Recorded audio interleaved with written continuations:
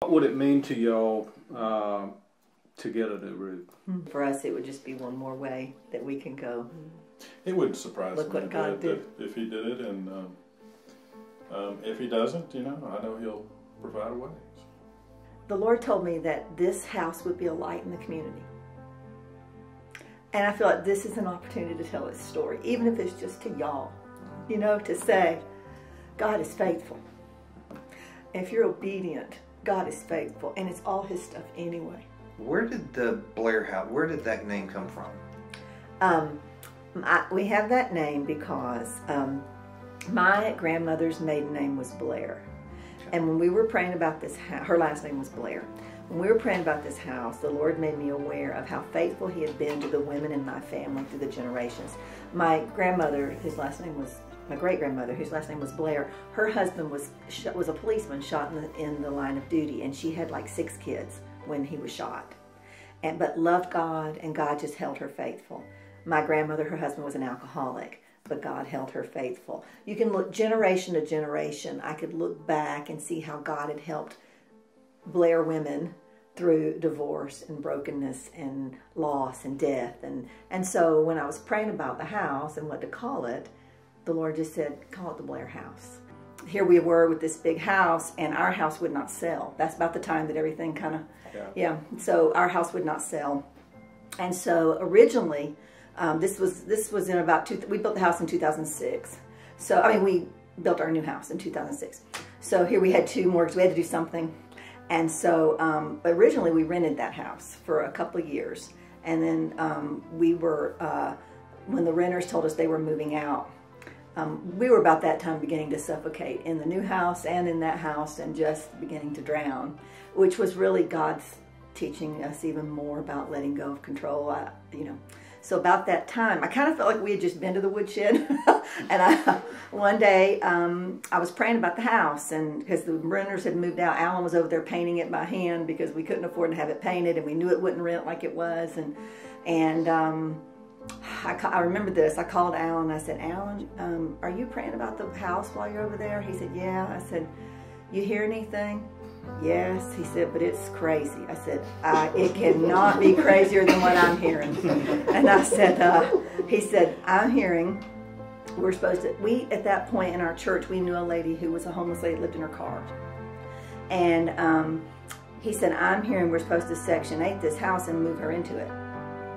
I said, well, I didn't hear the Section 8 part, but I heard we're supposed to move in it. And I remember very clearly saying to the Lord when he said, now, Lord, I've just been to the woodshed, and I do not want to go back, Father.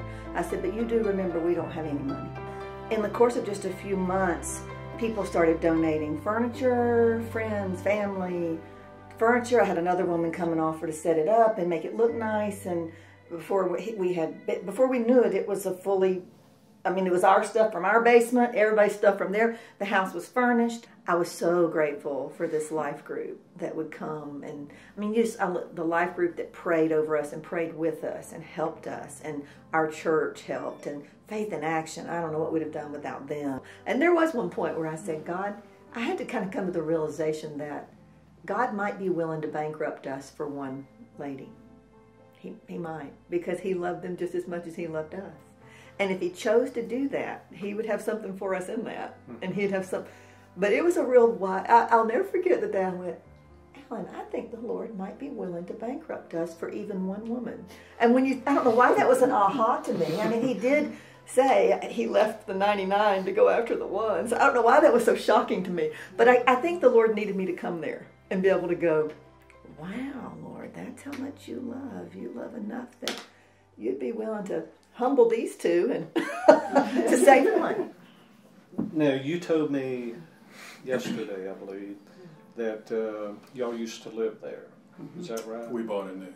Yeah, okay. we were rehearsal dinner. Yeah, we closed on the day of our rehearsal dinner. That was 28 years ago. It's got the same roof it had on it when we built it, so it's 28 years old. It's old. Needs a roof. It needs some things. I tried to get it done when the hail went through there, because they replaced a bunch in that neighborhood. And they said, no, those are blisters. It's been a ride. I've learned more about prayer and the Lord. This house that I thought was my noble thing to the Lord was His gift to me, to help me learn to let go of control. The Lord was just slowly, Corrie ten Boom says, don't hold anything so tight that it hurts when the Lord takes your fingers off of it. Honestly, we want whatever the Lord has in this, because the one thing that the Blair house has done for us is it has taught us that our stuff is not our stuff anyway. And this is God's house. And He has miraculously kept it, and He's going to do that again. And I think what God's led us to do is to pick 2.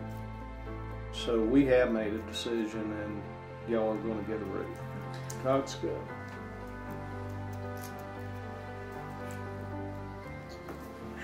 I said, Alan, I feel guilty because we could maybe do something. But I was with the Lord today, and it was like, even if we just got to come tell, that really wouldn't be enough. Seriously.